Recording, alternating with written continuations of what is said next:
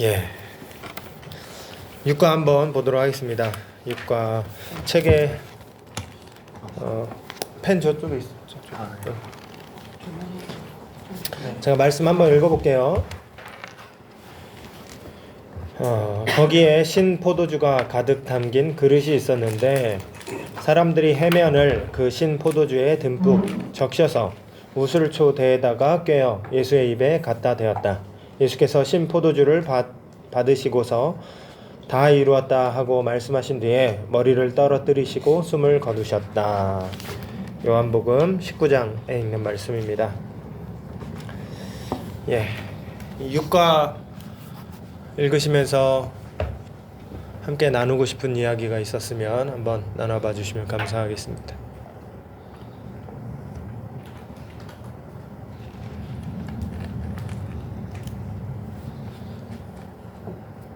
이제 처음에는 집중도가 다들 높으신데 뒤로 갈수록 어떤 모임이나 다 그런 것 같아요. 그래서 코멘트 하는 그런 것들을 각 과마다 내가 글을 써보는 게 또 필요하다라는 생각이 들고요. 그 다음에 각자 준비를 해오는 거죠. 성의껏.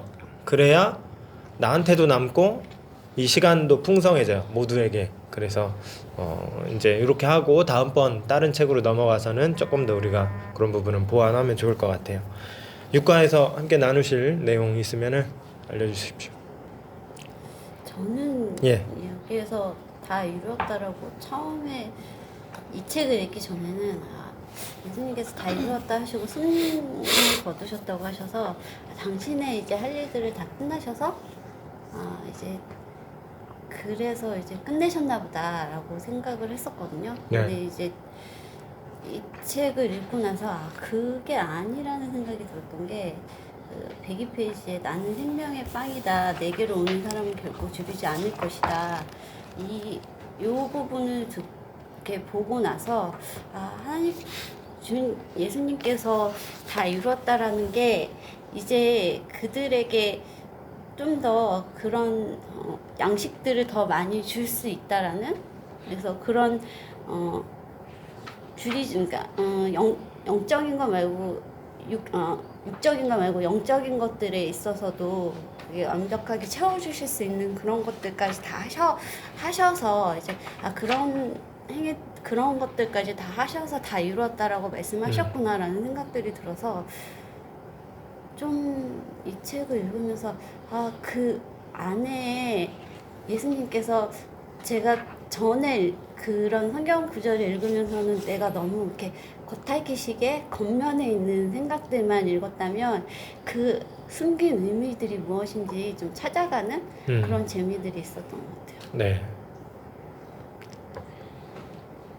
요한 여기 인용하신 부분 102페이지에서 이야기하자면 예수님은 생명의 빵이라고 하셨고 내게 오는 사람은 결코 줄이지 않을 것이다. 배고프지 않을 것이다 말씀하셨고 갈증에 대해서도 다시는 목마르지 않을 것이다 라고 하셨다는 거죠. 그러니까 그런 모든 부분들이 완성이 됐다는 의미가 포함됐다는 거예요. 근데 이문남 집사님은 그전에는 그렇게까지 생각은 안 해봤는데 이 모든 인생의 가람, 배고픔, 이게 이제 육체적 의미뿐만이 아니라 사실은 육체적 의미는 아니죠. 사실은 그런 부분이 아니라 어떤 인생의 모든 그 내적인, 영적인 부분에서의 채움, 그런 부분을 완성하셨다라는 의미가 다 이루었다라는 말에 포함이 돼 있다라는 것을 알게 되셨다라는 얘기 같습니다.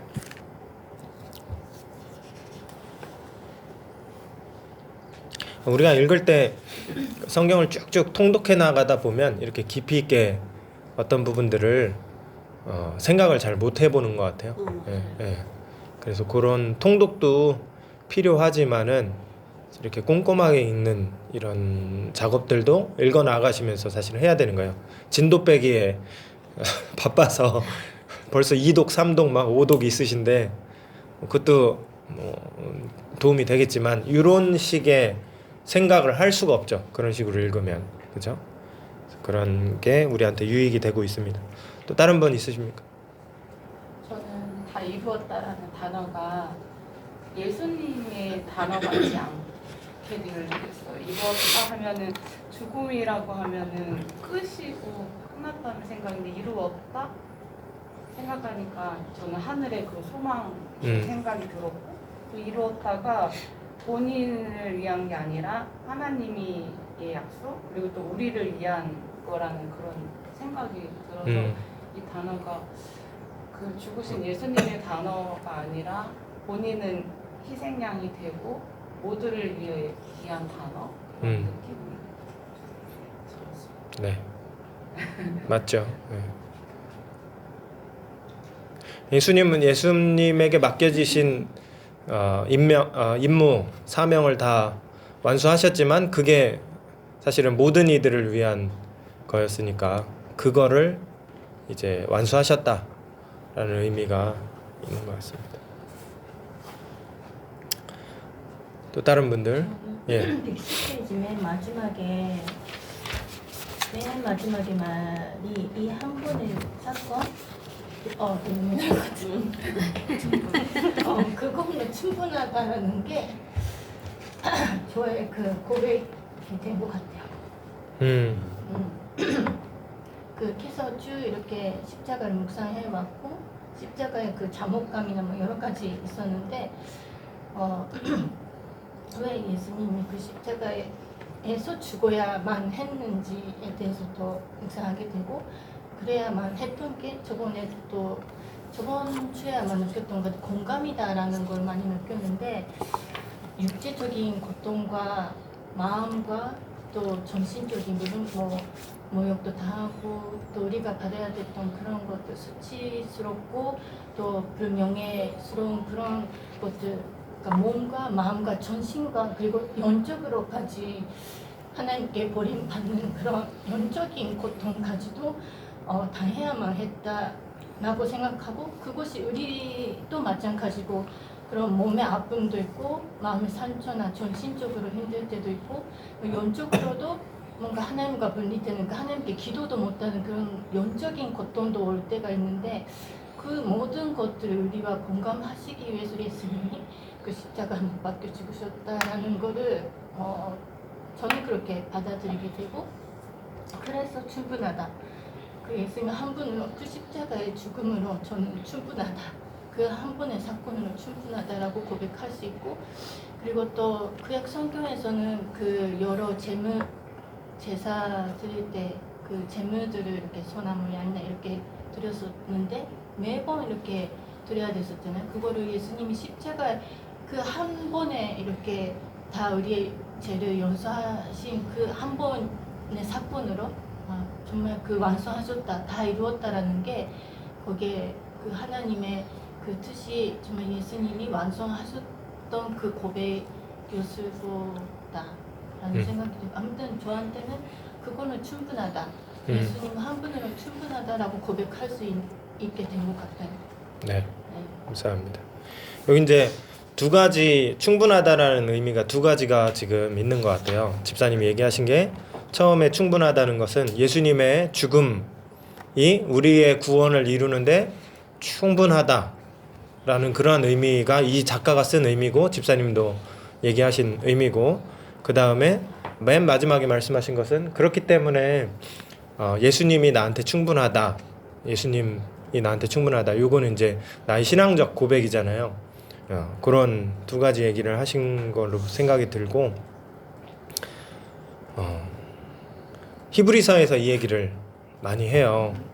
예수님의 죽음이 갖는 함의가 무엇이고 그것이 우리한테 왜 충분한 것인지에 대해서 히브리서가 얘기를 많이 해줍니다. 그래서 사실 성경을 오늘 안 읽은 이유는 좀 이따 히브리서를 좀 같이 보려고 지금 안 읽고 있는 겁니다. 그래서 그 부분은 조금 이따 더 좀 깊이 있게 한번 얘기를 나눠보도록 하겠습니다. 또 다른 분 얘기 나눠볼까요? 저는 이과 읽으면서 제일 와닿았던 게 그 108쪽에 우리는 용서와의 부활 영원한 생명이라는 하나님의 선물을 받을 자격이 없습니다. 예. 근데 이제 쭉 읽다가 그랬는데 예수님의 십자가 사건을 통해서 예수님의 완벽한 속죄 제물을 통해서 그거를 어쨌든 저희가 받았다는 그런 게 와닿으면서 그게 되게 와닿았어요. 그 하나의 이 땅에 떨어져 죽지 아니하면 죽어야 많은 열매를 얻는다는 거. 네네. 요한복음에 있는. 그 전에 이제 그걸 할 때는 그냥 이렇게까지 생각 안 했었는데 그 하나의 일할이 예수님이었구나. 그렇게 생각이 되니까 이렇게까지 그냥 생각을 해봤던 것 같아요. 네. 감사합니다. 하나님이 그냥 우리를 엄청 사랑하시는구나 하는 생각이 들어서 잠깐 멈추고 있었습니다. 하나님이 어떤 분인지를 생각해보고 우리가 어떤 존재인지를 생각해보고 예수님이 어떤 일을 하셨는지를 생각해보면 우리를 정말 굉장히 가치 있게 생각하시는구나, 그리고 살리기 위해서 많은 노력을 하셨구나 하는 것을 우리가 깨닫게 되는 부분인 거죠. 평상시 살면서 그런 것들을 자주 놓치고 사는데 사실은 하나님은 언제나 또 우리를 사랑하고 계시고 우리를 사랑해서 이 큰 많은 일들을 행하셨다라는 것을 생각하게 됩니다. 그래서 한편 절기가 참 중요하다는 생각이 들어요. 절기 지금 사순절 5번째 주일이 지났고 이제 다음 주부터 종려주의를 하는데, 사실 청년부에서는 이 예수님 마지막 이루어진 여러 사건들, 입성 이전부터 해서 입성부터 해서 쭉 살펴봐 왔어요. 지난주에는 붙잡힌 얘기, 예수님 붙잡힌 얘기를 청년부에서 함께 나눴었는데, 그 전주에는 입성하셨던 얘기들, 그 사이사이에도 여러 일들이 있거든요. 예수님이 그 한 주간에 어떤 일들을 행하셨고 어떤 사건들이 일어났는지, 그런 부분들을 사순절이라는 시간만큼 교회가 잡아놓은 이유가 있어요. 사순절. 근데 그거를 개교회들이 다 따라가진 않지만은 교회 가톨릭을 포함해서 모든 예수님을 믿는 교회들이 절기를 그렇게까지 길게 잡아놓은 이유가 무엇인지를 좀 생각하고 교회들도 그것을 반영해서 목회사역을 사실 해나갈 필요가 있다는 게, 여러분들이 더 심각하게 피부에 와닿게 많이 느끼고 있을 거예요. 모든 성도들보다. 왜 그러냐면 이 책 읽어서 그래요. 이 책 읽어서, 그리고 다른 성도들도 뭐 개인적으로 잘 하실 수도 있겠지만 그만큼 절기에 집중해서 그것과 함께 이 책을 함께 묵상을 하니까 더 우리한테 와닿는 게 많이 있는 거죠. 그래서 절기를 잘 활용을 해서 매해 하는 이유는 매해 해야 되기 때문인 거거든요. 사순절이면은 5주간이나 봐야 돼요, 이걸. 목사님들도 매해 똑같은 얘기를 하는 게 쉽지는 않은데 그런데 해야 되는 거예요. 왜 그렇게 했을까? 해야 되니까 하는 거예요. 우리가 예수님, 우리의 신앙의 근본이 되는 예수님에 대해서 집중을 하는 거죠. 사순절도 그렇고 성탄절도 그렇고. 예. 또 다른 분 얘기 나눠볼까요? 제가 나눌게요. 예.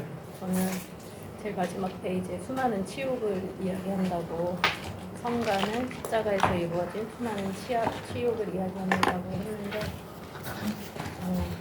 그 말씀에서 머리를 떨어뜨리시고 숨을 거두셨다 했는데, 스스로 인간 앞에 죽었든 어쨌든 이제 머리를 떨어뜨리시고 머리를 숙이셨다는 거에 안 그러셔도 되잖아요. 근데 그게 더 이상 무슨 말이 필요할까라는 이제 생각이 들고, 저는 이 6과 7과를 깊이 들어가지는 게 어느 선에서 제가 여기서 더 들어가면 되게 힘들어질 것 같다는 생각이 드는 거예요. 그래서 자꾸 이제 스스로가 저도 모르는 어디선가 제어하는 그런 게 많이 느껴져서 저는 못 들어갔거든요. 그리고 이제 치욕이라는 그 부분에서 그 또 왜 그 영상 올려주셨잖아요.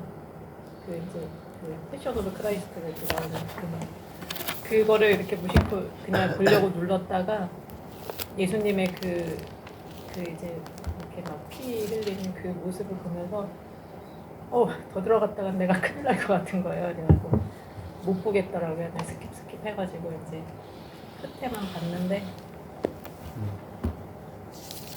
그러니까 그런 걸 이렇게 보면서 치욕도 치욕이지만 내가 왜 여기서 더 들어가지 못할까, 내가 스스로 자꾸 제어를 할까, 이제 그런 생각이 들었었거든요. 근데 이제 생각까지만 하고 더 깊이는 못 들어가겠더라고요. 근데 어쨌든 그 부분에서 하나님이 스스로 머리를 떨어뜨리시고 이제 숨을 거두셨다는 부분에서 이렇게 저와 이렇게 아이들의 관계를 생각을 해봤어요. 저는 내가 아이 앞에서 그래 다 내 탓이다 하고 내가 머리를 떨어뜨렸던 적이 있었나라는 생각을 해봤는데, 저희 애들은 아직 그렇게 크게 뭐 말썽 피우거나 그런 건 없어서 그럴 일은 없었어요. 근데 내가 예수님이었다면 정말 이렇게 할 수 있었을까, 그런 생각까지 가서 나는 도저히 치욕 같은 거 이렇게 감당할 그 자신이 없는 거야.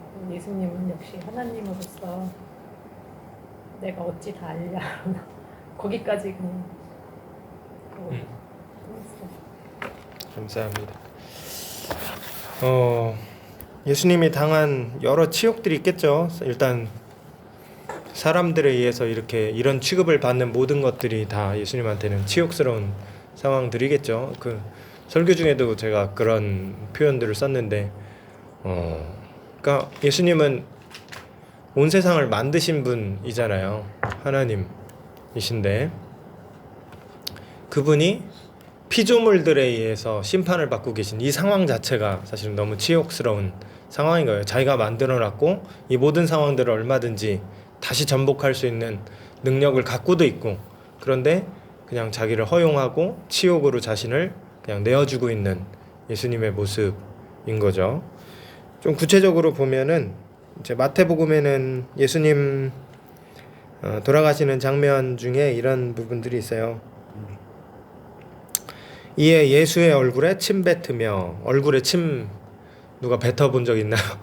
뱉음 당하신 적 있나요? 주먹으로 치고 어떤 사람은 손바닥으로 때리며 이르되 그리스도야 우리에게 선지자 노릇을 하라. 너를 친 자가 누구냐? 내가 누구지? 맞춰보라는 거예요. 이 과정 속에서 이런 일들을 당하시기도 했고, 또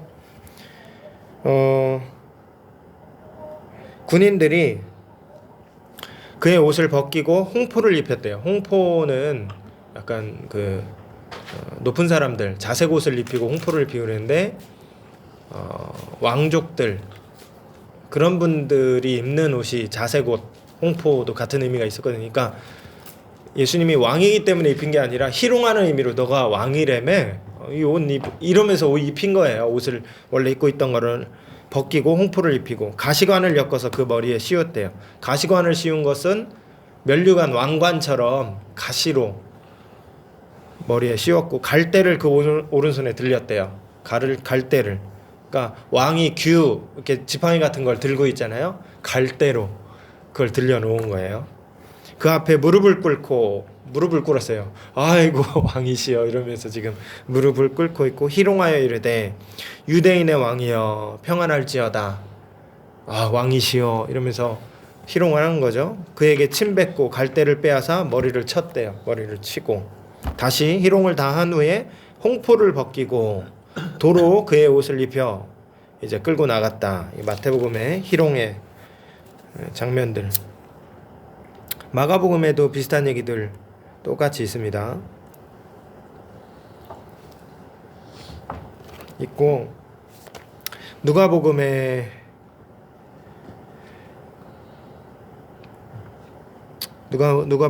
똑같은 말들이,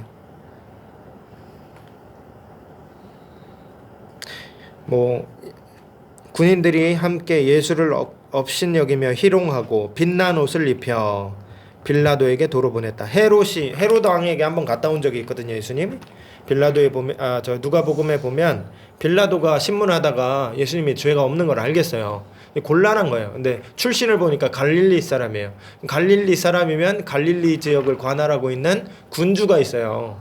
영주, 군주 같은 사람이 있는데, 그러니까 로마 당시 시대의 어떤 행정 체계가 일단은 군림하고 있는 것은 로마지만 로마 제국이지만 그 지역마다 그 지역의 왕들에게 약간 자율권을 줬어요. 로마에게 세금만 잘 바치고 우리에게 충성한다라고 얘기하고 하면 너희 자치적으로 어떤 일들을 하는 거에 대해서는 너희의 권한을 인정해 주겠다. 이게 로마 시대에 로마가 통치했던 방식이거든요. 그때 그래서 예수님 시대에 그 지역을 관할하고 있던 지역 왕이 헤롯인 거예요. 헤롯. 그래서 사실은 헤롯 군주나 영주의 느낌이 더 강한, 우리 왕이라고 하면은 로마의 황제가 있는데 또 왕이 있다, 이게 좀 헷갈리잖아요. 그래서 지역의 군주가 이제 헤롯인데 그 지역을 그 관할하기 위해서 보냈던 사람이 로마에게서 파송된 사람이 빌라도였던 거고, 빌라도와 헤롯은 약간 그러니까 경쟁 관계, 약간 어려운 관계인 거예요. 헤롯도 그 지역을 관할하고 있고 빌라도도 그 지역을 다스리고 있는 사람인 건데, 그래서 둘이가 친구가 됐다라는 표현도 있잖아요. 빌라도가 헤롯에게 난감해서 보낸 거였는데 약간 권위를 인정해 준 것처럼 돼버린 거고, 예수님을 난감한 거예요, 이거를 치리하기가. 그래서 헤롯에게 넘겼는데 헤롯은 기적 좀 한번 행해봐, 너가 메시아라며. 근데 예수님이 아무 말씀 안 하십니다. 그러니까 다시 돌려보냈다라는 얘기가 이제 누가복음에 써 있는 거죠. 그래서 헤롯이 군인들과 함께 예수를 업신여기며 희롱하고 빛난 옷을 입혀 다시 빌라도에게 보냈다, 이런 얘기가 나오고, 그 다음에 헤롯과 빌라도가 전에는 원수였으나 당일에 서로 친구가 됐다, 서로 존중하는 것처럼 보이는 이런 관계가 됐다, 이런 얘기가 나오는 거죠. 그렇습니다. 이게 예수님이 이런 희롱들을 당하셨다는 거예요. 예수님이 침뱉음을 당하셨고, 또 뺨을 맞으시고 주먹으로 맞으시고, 또 옷벗김을 당하시고 갈대를 들리고 머리에 가시 mel리고, 이 모든 치욕은 사실 우리가 받아야 됐던 치욕이었다. 그리고 그 모든 치욕을 예수님이 당하셨다. 우리의 죄의 문제만이 아니라 죄는 치욕스러운 거였어요. 우리가 죄의 다양한 면모 중에 치욕이라는 면모를 잘 생각하지 않는데 치욕스러운 부분이 있죠. 죄인은 치욕스러운 거잖아요. 이 시대에도 그렇지만 당대에도 명예가 중요했던 사회에 죄인이라는 것은 치욕이었는데, 예수님이 그 모든 치욕을 당하심으로 우리는 명예를 회복한 거예요, 사실은.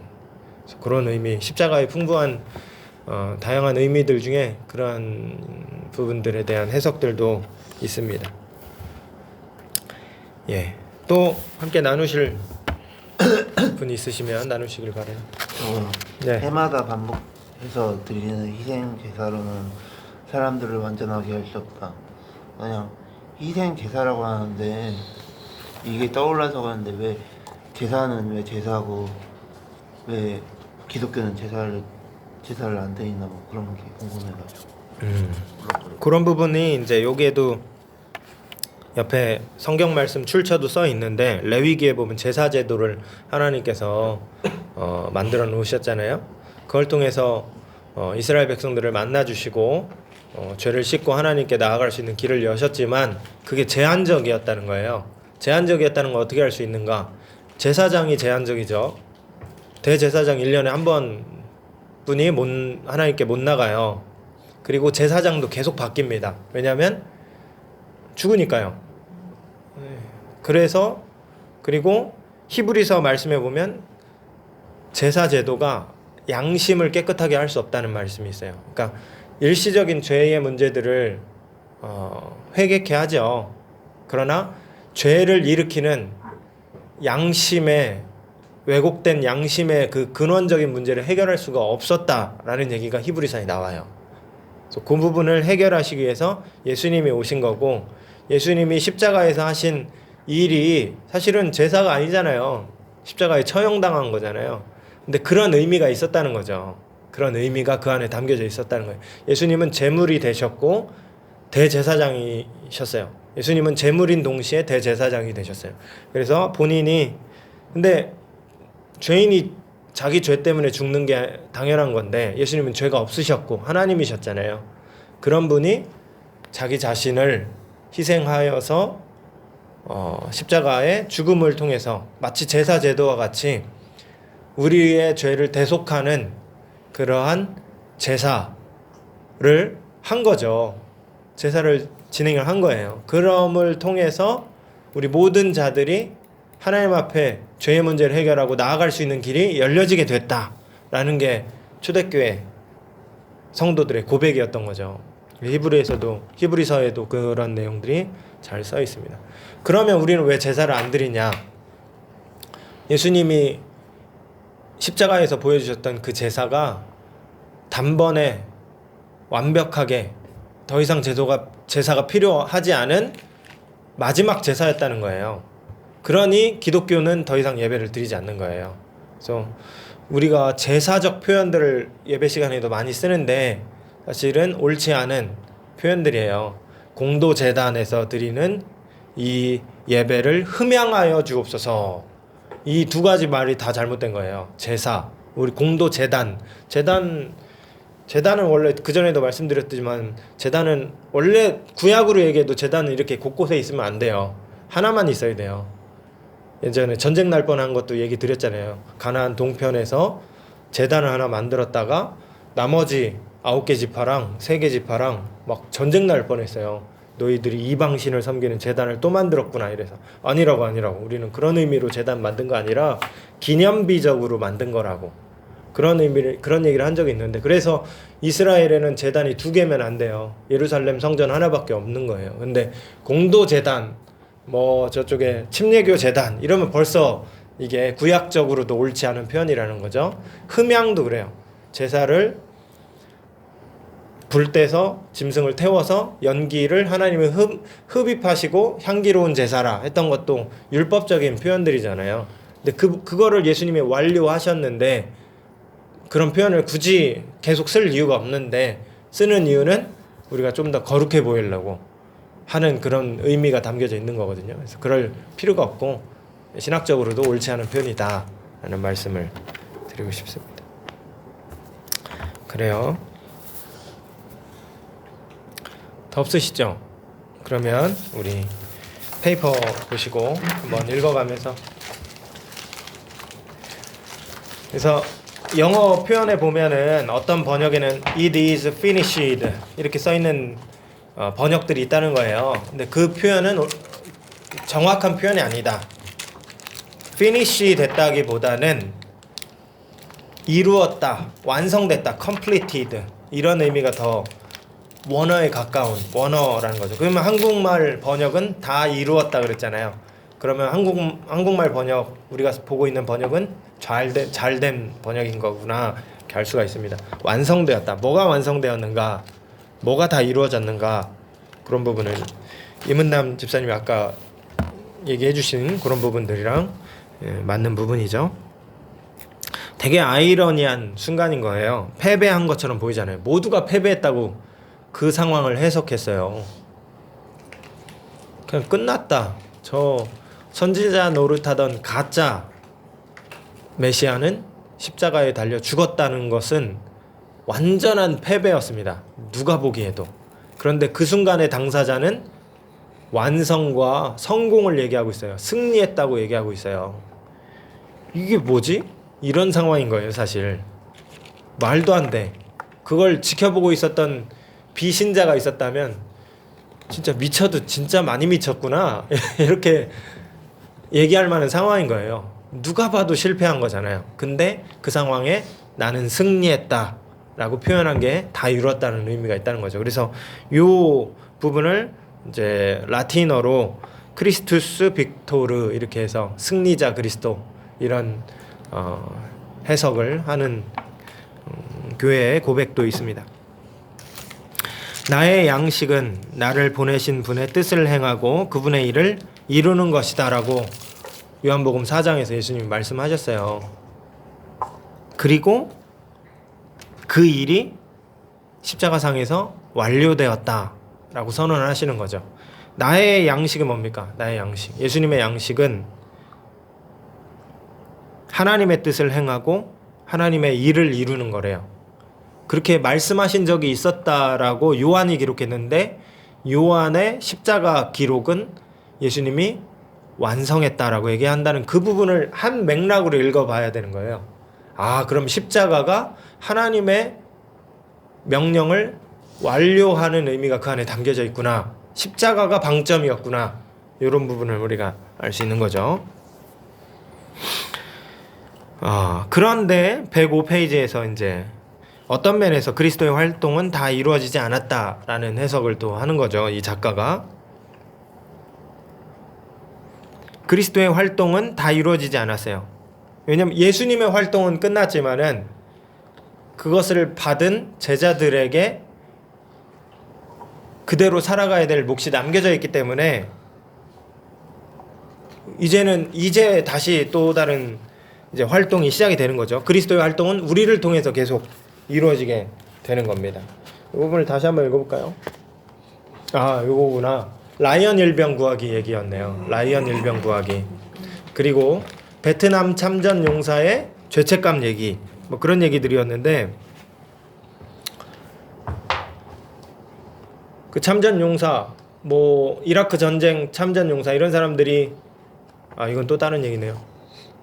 이런 부분에서 라이언 일병 구하기 영화에서는 라이언 일병을 구하고 숨을 거두던 톰 행크스가 연기한 그 밀러 대위가 자기는 죽지만 라이언에게 그 마지막 당부를 하잖아요. 값진 삶을 살아라. 값진 삶을 살아라. 그러니까 밀러 대위는 끝났어요. 그의 역할은 완료했어요. 그런데 완전히 끝나지 않은 게 이제부터 라이언이 그 삶을 살아야 될 몫이 진짜인 거예요. 본판이 새로 시작되는 거죠. 그래서 그거를 십자가 사역이랑 우리가 이어서 생각을 해본다면 예수님의 사역은 그대로 완료가 되신 게 맞아요. 다 이루신 것도 맞아요. 그러나 새로운 시작이 시작되는데 그거는 우리를 통해서 예수님이 다시 살아서 활동하시는 것. 이게 우리의 이제 예수님의 또 다른 활동이라는 거예요. 그런 의미에서 예수님의 사역은 예수님의 활동은 끝나지 않았다. 이런 의미를 이야기하고 있었습니다. 민간인을 죽여서 죄책감에 고통받던 이라크 전쟁에 미군 병사가 있었죠. 포병이었는데 어떻게 하다가 민간인 2명을 죽였다는 거예요.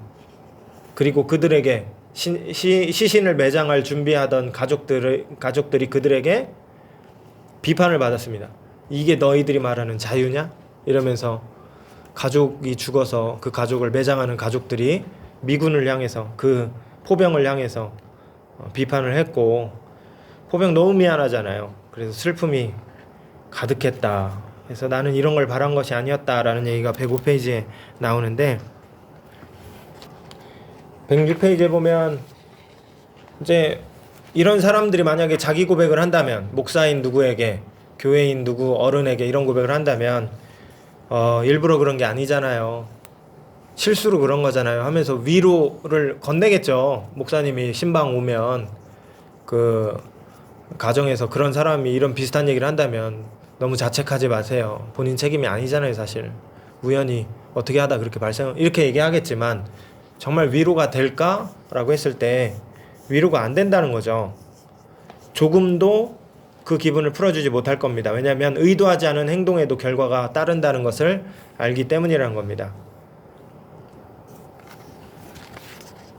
그러면 이 얘기를 제가 왜 써놨냐면 그럼 이런 문제를 누가 해결할 수 있을까? 라고 했을 때 108페이지, 109페이지에서 쭉 작가는 결국에 예수님이 이 모든 우리의 죄책감의 문제, 때로는 그 원인 자체를 규명할 수도 없고 책임 자체의 소재를 밝힐 수도 없는 어떤 내가 의도적으로 한 일도 아닌데 어쨌든 그 결과 때문에 내가 고통받고 있을 때 이런 문제까지도 사실 우리가 해결받을 수 있는 건 예수님밖에 없다. 108페이지 맨 밑에 보면은 이것이 의도치 않은 살인을 저지른 포병과 과거에 저지른 범죄에 대한 죄의식에 괴로워하고 있는 주교 그리고 우리 모두를 위한 복음입니다. 요한이 한 말이죠. 보아라 세상의 죄를 없애시는 하나님의 어린 양이다. 예수님을 보면서 세례 요한이 했던 말이에요. 세례 요한이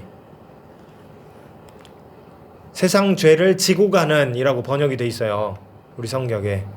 근데 이제 원어적으로 다르게 번역할 여지가 있으니까 이분이 이렇게 번역한 거일 거고, 죄를 없애시는 하나님의 어린 양, 그 말이 뭐 틀리지 않았죠. 우리 죄를 없애시는 하나님의 어린 양. 그래서 108페이지 맨 밑에 문장 보면 하나님의 아들이 십자가에 못 박혀 죽으심으로써 이 세상을 죄의 끔찍한 저주에서 풀어내셨다. 예수님밖에 방법이 없는 거죠. 예수님이 해결하시는 것이고. 예. 해마다 여기 페이지로 다시 넘어가서 이 페이퍼, 해마다 반복해서 드리는 희생 제사로는 사람을 완전하게 할 수 없다. 네, 아까 설명했고, 네, 요한복음 1장 36절도 넘어가고, 예. 그 다음에 당신께서 저를 사랑하셨기에, 영원히 사랑하셨기에 저는 주님을 사랑합니다. 그냥 읽으면 뭐 밋밋하게 별로 정보가 없는 한 줄로 보이긴 한데, 곰곰이 생각해 보시면 당신께서 저를 사랑하셨기에, 영원히 사랑하셨기에 저는 주님을 사랑합니다. 굉장히 의미 깊고 울림이 되는 한 문장이다 싶어요. 우리가 지금 1과부터 6과까지 진행하고 있는데 이 앞의 이야기들을 생각하면서 이 문장을 읽어보면 와닿는 게 많이 있는 것 같습니다. 그 다음에 110페이지, 이 단문으로 돼 있는데 아까 미유키 집사님도 얘기하셨는데, 끝났습니다. 다 이루어졌습니다. 끝났습니다. 다 이루어졌습니다. 이 한 번의 사건, 그걸로 충분합니다. 저는 이 뒤에 문장보다 앞에 문장이 저한테는 좀 더 임팩트가 있었어요. 끝났습니다. 다 이루어졌습니다. 끝났습니다. 우리가 그렇게 막 얽매여 있는 여러 문제들이 있잖아요. 그 모든 얽매여 있는, 마음 끓고 있는 모든 죄책감의 문제들, 죄의 문제들, 이걸 주님이 다 완료하셨어요. 완료하셨다는 거죠. 이 선언, 십자가에서 죽으심으로 다 이루었다 하신 그 선언, 끝났다는 거죠. 끝났습니다. 다 이루어졌습니다. 이게 우리한테 굉장한 자유를 주는 메시지인 겁니다. 예, 이렇게 보고